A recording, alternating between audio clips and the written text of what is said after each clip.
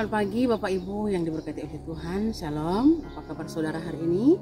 Bertemu lagi dengan saya dalam channel My Lovely Time with Jesus. Nah, pagi ini Bapak Ibu saya akan sharekan satu konfirman Tuhan dari kitab Kejadian pasal 13 ayat 5 sampai 12.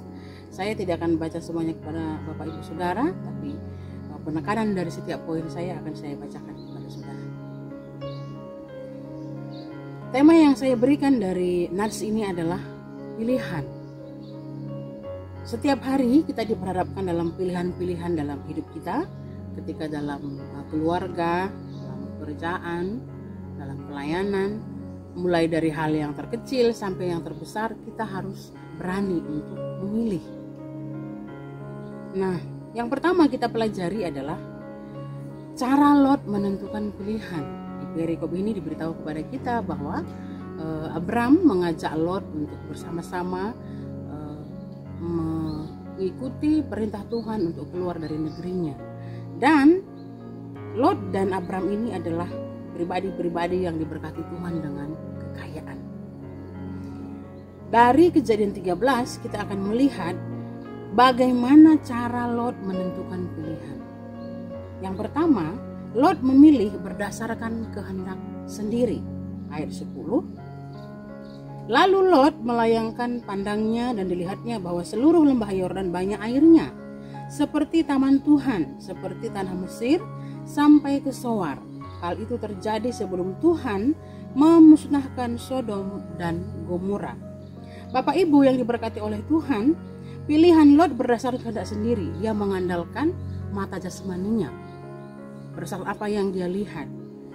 Lot memilih berdasarkan kebutuhan saudara, karena di situ dikatakan tadi banyak airnya. Air itu merupakan satu kebutuhan utama dari setiap makhluk saudara.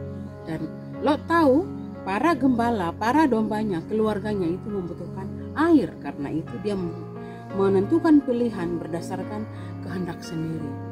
Tetapi apakah saudara ingat di dalam firman Tuhan 1 Samuel 16 ayat 17, Samuel hampir salah ketika memilih Daud menjadi raja.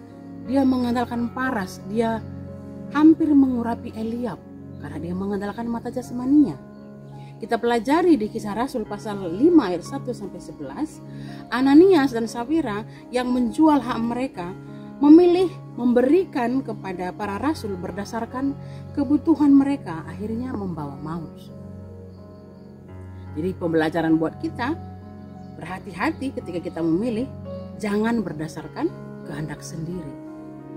Yang kedua, cara Lot menentukan pilihan adalah untuk kepentingan pribadi atau diri sendiri.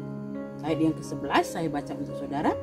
Sebab itu Lot memilih baginya seluruh lembah Yordan itu. Lalu ia berangkat ke sebelah timur dan mereka berpisah. Memilih baginya. Saudara bisa melihat kata ini menunjukkan bahwa pilihan yang dibuat oleh Lot itu untuk dombanya, untuk keluarganya, dan untuk gembalanya. Ya, para budak-budaknya. Bapak Ibu yang diberkati oleh Tuhan, Lot memilih tanpa memperdulikan bahwa Abraham juga butuh air. Domba-domba Abraham itu juga butuh air. Tapi dia tidak memperdulikan itu. Kenapa?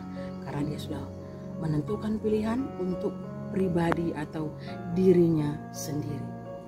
Bapak Ibu, di 2 Timotius pasal 3 ayat 2 dikatakan, tanda-tanda orang pada akhir zaman itu salah satu adalah cinta uang dan mencintai diri sendiri. Ini peringatan buat kita saudara. Ketika kita menentukan pilihan hanya untukku, berarti kita adalah ciri-ciri orang yang ada pada akhir zaman. Mari perhatikan cara saudara memilih. Kita akan menemukan bahwa ketika pilihan Lot berdasarkan kepentingan pribadi, berdasarkan kehendak sendiri, ada akibatnya saudara. Akibat pilihan Lot yang pertama, Lot kehilangan istri dan harta bendanya. Saudara bisa baca di Kejadian 19 ayat 26. Bapak Ibu, di situ kita melihat dan membaca bahwa istri Lot berubah menjadi tiang garam. Kenapa?